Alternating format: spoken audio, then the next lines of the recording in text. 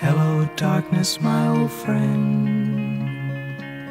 I've come to talk with you again, because a vision softly creeping left its seeds while I was sleeping, and the vision that was planted in my brain still remains within the sound of silence.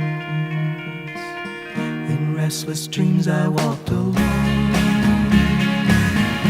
narrow streets of cobblestone,